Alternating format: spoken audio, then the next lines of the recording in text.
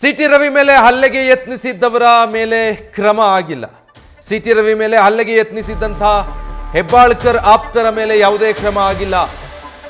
3 ದಿನಗಳಾಯಿತು ಈ ಘಟನೆ ಆಗಿ, ಆದರೂ ಕೂಡ ಹೆಬ್ಬಾಳ್ಕರ್ ಆಪ್ತರ ಮೇಲೆ ಕೇಸ್ ಕೂಡ ದಾಖಲಾಗಿಲ್ಲ. ಪೊಲೀಸರು ಕೇಸ್ ದಾಖಲು ಮಾಡೋದಕ್ಕೆ ಹಿಂದೇಟು ಹಾಕ್ತಿದ್ದಾರೆ. ಹಿರೇಬಾಗೇವಾಡಿ ಠಾಣೆಗೆ ಸಿಟಿ ರವಿ ದೂರು ಕೊಟ್ಟಿದ್ರು. ಇದಕ್ಕೆ ಸಂಬಂಧಪಟ್ಟ ಹಾಗೆ ರವಿಗೆ ದೂರು ಸ್ವೀಕೃತ ಪತ್ರವನ್ನ ಪೊಲೀಸರು ನೀಡಿದ್ದಾರೆ. ಈವರೆಗೂ ಯಾವುದೇ FIR ಕೂಡ ರಿಜಿಸ್ಟರ್ ಆಗಿಲ್ಲ.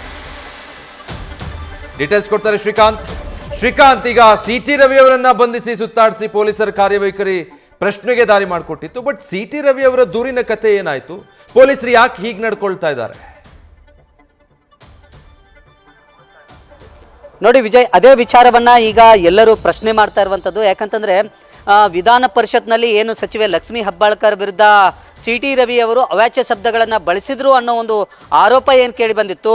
ಅದಾದ ತಕ್ಷಣ ಅಲ್ಲಿದ್ದಂಥ ಏನು ಲಕ್ಷ್ಮೀ ಹೆಬ್ಬಾಳ್ಕರ್ ಬೆಂಬಲಿಗರು ಇಡೀ ಏನಂತಂದರೆ ಸಿಟಿ ರವಿ ಮೇಲೆ ಹಲ್ಲೆಗೆ ಯತ್ನವನ್ನು ಮಾಡಿದರು, ಜೊತೆಗೆ ಅವಾಚ್ಯ ಶಬ್ದಗಳನ್ನು ನಿಂದನೆ ಮಾಡಿದರು ಅನ್ನೋ ಒಂದು ಗಂಭೀರ ಆರೋಪ ಕೇಳಿ ಬಂದಿತ್ತು. ಅದಕ್ಕೆ ಸಂಬಂಧಪಟ್ಟಂತೆ ಕೆಲವು ಆಡಿಯೋ ವಿಡಿಯೋಗಳು ಸಹ ಸಾಮಾಜಿಕ ಜಾಲತಾಣದಲ್ಲಿ ಓಡಾಡ್ತಾ ಇದ್ವು.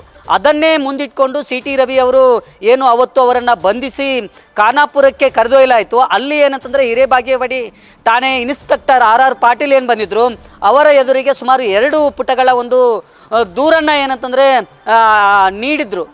ನನ್ನ ಮೇಲೆ ಈ ರೀತಿಯಾಗಿ ಹಲ್ಲೆಗೆ ಯತ್ನವನ್ನು ಮಾಡಲಾಯಿತು, ಜೊತೆಗೆ ಏನಂತಂದರೆ ಅವಾಚ್ಯ ಶಬ್ದಗಳನ್ನು ನಿಂದನೆ ಮಾಡಲಾಯಿತು, ಜೊತೆಗೆ ಕೊಲೆ ಬೆದರಿಕೆಯನ್ನು ಹಾಕಲಾಗಿದೆ, ಹಾಗಾಗಿ ಅವರನ್ನು ಬಂಧಿಸಬೇಕು ಅನ್ನೋ ಒಂದು ವಿಚಾರವನ್ನು ಮುಂದಿಟ್ಕೊಂಡು ದೂರನ್ನು ಕೊಟ್ಟಿದ್ದರು. ಅದಾದ ನಂತರ ಹಿಂಬರವನ್ನು ನೀಡಿ ಏನಂತಂದರೆ ಪೊಲೀಸರು ಅವರಿಗೆ ನಾವು ಕೇಸನ್ನು ದಾಖಲು ಮಾಡ್ಕೊಳ್ತೀವಿ ಅಂತೆ ಅನ್ನೋ ಮಾತನ್ನು ಹೇಳಿದರು. ಆದರೆ 3 ದಿನಗಳು ಕಳೆದರೂ ಸಹ ಇದುವರೆಗೆ ದೂರು ದಾಖಲಾಗಿಲ್ಲ.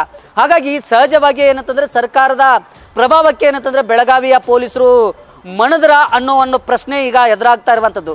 ಈ ವಿಚಾರವನ್ನು ಮುಂದಿಟ್ಕೊಂಡು ಸಾಮಾಜಿಕ ಜಾಲತಾಣದಲ್ಲಿ ಈಗ ಭಾಳಷ್ಟು ಏನಂತಂದರೆ ಟೀಕೆ ಟಿಪ್ಪಣಿಗಳು ಕೇಳಿ ಬರ್ತಾ ಇದೆ. ಪ್ರಮುಖವಾಗಿ ಏನಂತಂದರೆ ಲಕ್ಷ್ಮೀ ಹೆಬ್ಬಾಳ್ಕರ್ ಬೆಂಬಲಿಗರು ಸುಮಾರು 25ಕ್ಕೂ ಹೆಚ್ಚು ಜನ, ಅಂದರೆ ಸಂಗನಗೌಡ ಸೇರಿದಂತೆ ಸುಮಾರು 25ಕ್ಕೂ ಹೆಚ್ಚು ಜನರನ್ನು ಅಂದು ಏನಂತಂದರೆ ಗಲಾಟೆ ಸಂದರ್ಭದಲ್ಲಿ ಅವರನ್ನು ವಶಕ್ಕೆ ಪಡೆದು ಹಿರೇಬಾಗೇವಾಡಿ ಠಾಣೆಗೆ ಕರೆದೊಯ್ಯಲಾಯಿತು. ಅದಾದ ನಂತರ ಅವರನ್ನು ಬಿಟ್ಟು ಕಳಿಸಲಾಗಿದೆ. ನಿನ್ನೆಯೂ ಸಹ ಏನು ಪ್ರತಿಭಟನೆ ನಡೀತು ಲಕ್ಷ್ಮೀ ಹೆಬ್ಬಾಳ್ಕರ್ ಅವರನ್ನು ಬೆಂಬಲಿಸಿ, ಆ ಒಂದು ಪ್ರತಿಭಟನಾ ರ್ಯಾಲಿಯಲ್ಲೂ ಸಹ ಪ್ರಮುಖವಾಗಿ ಈಗ ಆರೋಪವನ್ನು ಹೊತ್ತಿರುವಂಥ ಸಂಗನಗೌಡ ಸೇರಿದಂತೆ ಎಲ್ಲ ಏನು ಮುಖಂಡರಿದ್ದಾರೆ ಅವರು ಪಾಲ್ಗೊಂಡಿರುವುದು. ಹೀಗಾಗಿ ಸಹಜವಾಗಿ ಏನಂತಂದರೆ ಸಾರ್ವಜನಿಕ ವಲಯದಲ್ಲಿ ಈ ಬಗ್ಗೆ ಭಾಳಷ್ಟು ಟೀಕೆ ಟಿಪ್ಪಣಿಗಳು ನಡೀತಾ ಇರುವಂಥದ್ದು. Vijay, thank you Srikanth.